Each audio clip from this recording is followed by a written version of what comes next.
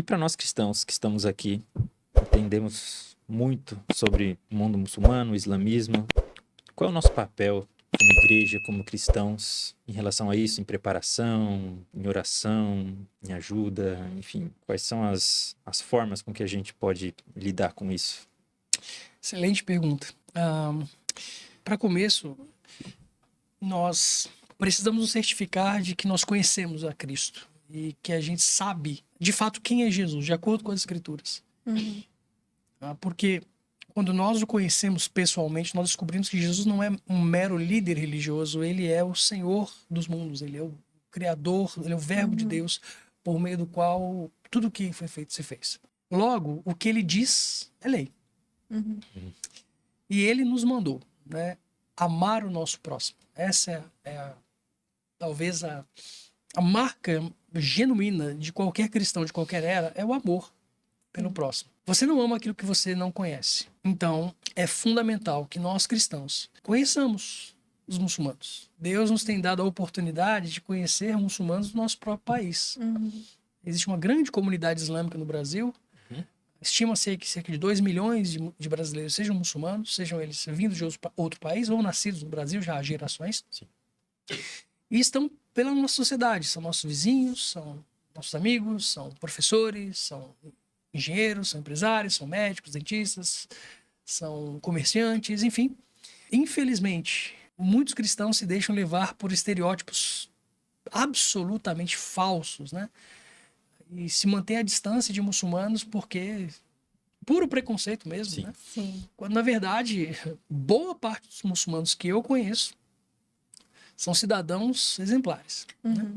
Então, aproxime-se, chegue-se, desenvolva relacionamentos, faça amizade, não tenha medo. Um dos fatores pelos quais a igreja não evangeliza muçulmanos é medo. Medo de sofrer, medo de ser perseguido, medo de morrer, enfim. Então, primeiro, a maioria dos muçulmanos é extremamente pacífica. Segundo, mesmo que você seja enviado a um lugar onde você vai encontrar muçulmanos violentos, muçulmanos né, terroristas que podem até fazer mal contra você, nós precisamos nos lembrar de que nós somos o único povo que pode morrer. Nenhum outro povo na Terra está pronto para a morte. Só aqueles que creem em Cristo. Lendo as Escrituras, você vai se lembrar de que morrer é lucro. Estar com Cristo deveria ser nosso alvo. E a morte é aquela que nos dá boas-vindas ao reino e à vida que nunca termina. Ninguém está pronto para morrer, só a gente. E morrer para a gente é lucro. Morrer é um favor. Não estou dizendo para você não cuidar da sua segurança, da sua vida. Eu estou dizendo para você não se acovardar diante da possibilidade do sofrimento e da morte. Se Deus é Senhor de tudo, Ele é Senhor de tudo, a gente só morre quando tem que morrer. Salmo 139 diz: todos os meus dias foram escritos no teu livro, sem que falte deles nenhum sequer. Apocalipse 6, se eu não me engano, fala sobre os mártires, né? Os caras que morreram por causa do evangelho. Eles estão lá debaixo do altar, clamando: até quando isso vai permitir que os nossos irmãos sofram, tal, não sei o que, o sangue dos nossos irmãos está clamando da terra. Deus está imperturbável no seu alto sublime trono, não responde à pergunta dos santos mártires, e aí um anjo sai e diz a eles, a resposta é a seguinte: isso vai continuar até que se cumpra o número dos vossos irmãos que precisam sofrer por causa do Cordeiro. Tem um número. De mártires. Tem um número de gente que vai morrer. Sim. Nós não deveríamos estar pensando, tomara que eu não esteja entre eles. Mas a gente deveria falar, puxa, será que Deus vai me dar a bênção de entregar a minha vida pelo Filho de Deus? Uma passagem em Atos, capítulo 7, me deixa assim extremamente constrangido. Estevão, ele, cheio do Espírito Santo, está pregando o evangelho, os judeus não conseguem lhe resistir, rangem contra ele os dentes, e aí, finalmente, eles o arrastam para fora da cidade para apedrejá-lo, e o que acontece? O apedrejam até a morte, mas no trajeto, Lucas registra, eu não sei como é que foi isso, mas graças a Deus está registrado, Lucas registra que Estevão olha para os céus e vê os céus abertos, e ele diz assim: eis que vejo os céus abertos e o Filho do Homem em pé à direita de Deus. Na tradição cristã, em outras passagens bíblicas, no Credo dos Apóstolos, por exemplo, você vai ter a frase, né? Que Jesus subiu ao céu e está assentado à mão direita de Deus Pai Todo-Poderoso. Alguns comentaristas do Novo Testamento sugerem que essa é uma das raras passagens em que Jesus aparece em pé, ao lado do trono do Pai. E eles sugerem que colocar-se de pé foi a maneira como Jesus de Nazaré escolheu, o Rei do Universo, escolheu para receber na glória o seu primeiro mártir. Isso é demais. Isso é muito doido. Tipo assim, tô falando do crucificado, ressuscitado. Ele se levanta Se coloca pra de receber. pé para me receber, você tá maluco. Não precisa levantar, não. Só um. Tava bom. Só um entra, tava bom? Entra.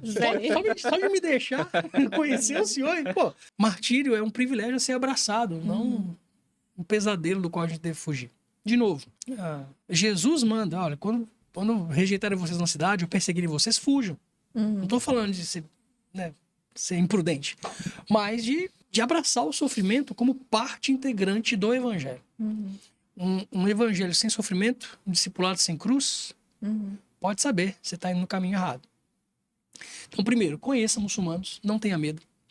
Segundo, faça seu dever, faça sua tarefa de casa. Boa parte dos cristãos tem medo de evangelizar muçulmanos porque, primeiro, tem medo de não ter respostas para as perguntas dos muçulmanos.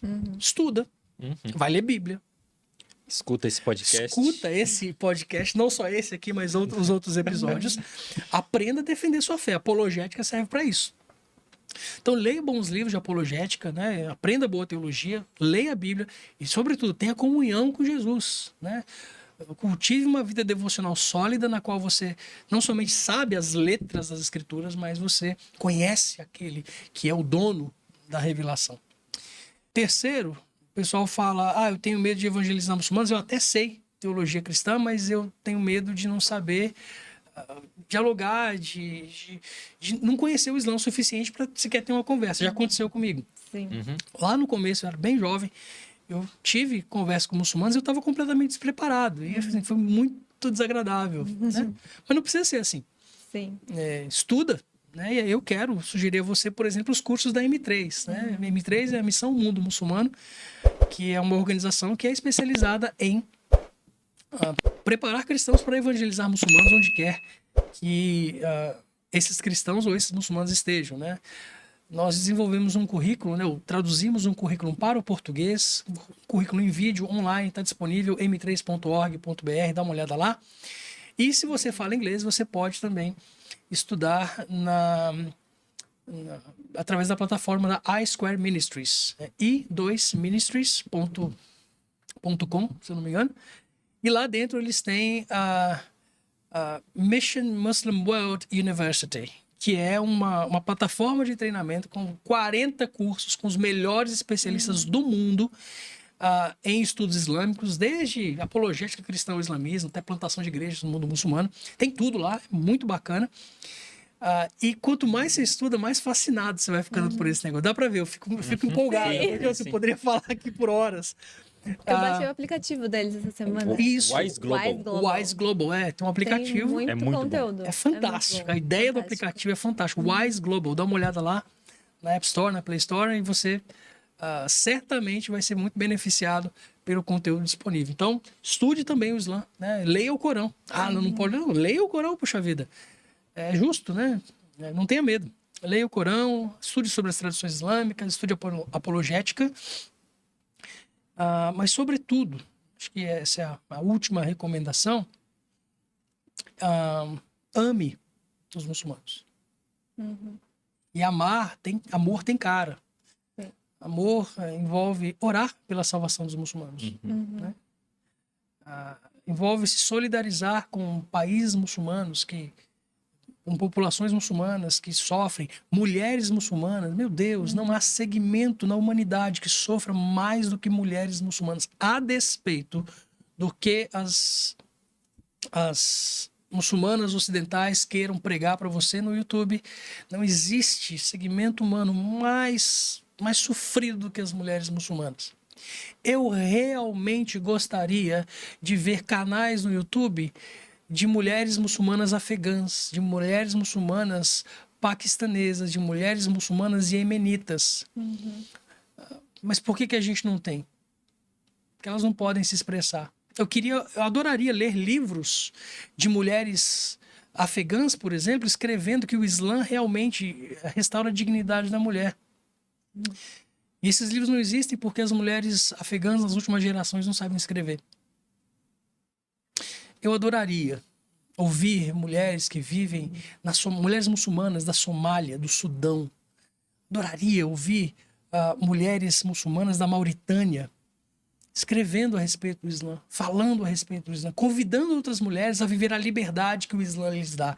Infelizmente, eu ainda não encontrei. Deve ter alguma razão para isso.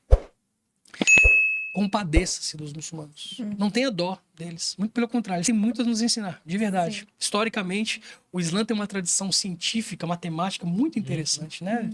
Muito, é fascinante. Mas são zelosos da sua fé, procurando a salvação onde não podem encontrar. Procurando a verdade em um profeta que é extremamente confuso. No Corão tem uma passagem, um autor egípcio, eu acho, chamado Salman Rushdie. Ele escreveu um livro chamado Os Versos Satânicos. São 3 versos do Corão em que Muhammad autoriza a adoração a deuses pagãos. É um escândalo. Uau. Caramba!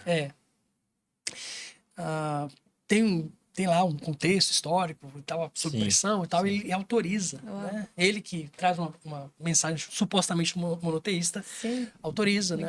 A adoração é muito, muito, muito estranho. E o Salman Rushdie escreveu um livro, Versos Satânicos, e isso foi um rebuliço tão gigantesco que os caras colocaram uma fatwa, uma sentença de morte, né, com recompensa emitida por clérigos islâmicos pela cabeça de Salman Rushdie, e houve um juramento, né, de vários grupos muçulmanos de que eles explodiriam qualquer avião no qual eles soubessem que Salman Rushdie estivessem viajando, a ponto de a British Airways, a maior companhia aérea britânica, proibiu, cara, não transportava Salman Rushdie. Ele ficou anos, né, no anonimato e tal. Hoje você consegue ver ele na internet e tal. Mas assim, é estranho, né? É estranho que esse tipo de procedimento aconteça. Então, muçulmanos, como eu disse, são extremamente zelosos. Mais do que muitos cristãos. Mas estão buscando a salvação no lugar errado. Em um livro equivocado. Em um profeta que não lhes dá garantia. Em um Deus que não lhes assegura a certeza de salvação. Um Deus que exige que eles façam o bem para talvez aceitá-los. Né? O próprio processo de julgamento no juízo final é muito confuso no Islã. Você pode ter boas obras que pesam mais do que más obras, mas ainda assim você tem que atravessar uma ponte chamada Sirat. Essa ponte tem a largura, segundo as tradições islâmicas, a largura de uma lâmina. E aí se você conseguir atravessar o Sirat, você chega no paraíso. Só que Allah está balançando. Mesmo se você chegar ao ponto de conseguir atravessar o Sirat, Allah a qualquer momento pode jogar você para o abismo eterno. Por quê? E a justificativa islâmica porque Allah é sapientíssimo. Uau. E é assim que se encerra a história, né? Não é um Deus pessoal, não é um Deus de relacionamento com o homem, não é. Então, muçulmanos que estiverem me ouvindo, Jesus ama vocês. O Senhor Deus Todo-Poderoso ama vocês, mandou seu filho para morrer no seu lugar, no lugar de vocês. Então, venham para casa. Venham para o verdadeiro Deus de Abraão, de Isaac e Jacó. O Deus que ama o pecador. O Deus que sabe que nós somos pó e que não temos nada a oferecer em troca da nossa salvação, mas que estende salvação, graça e perdão por causa dos méritos, do sacrifício de Jesus Cristo na cruz do Calvário, que morreu e ressuscitou para te dar e me dar vida eterna, para sempre com Deus. Amém. Amém.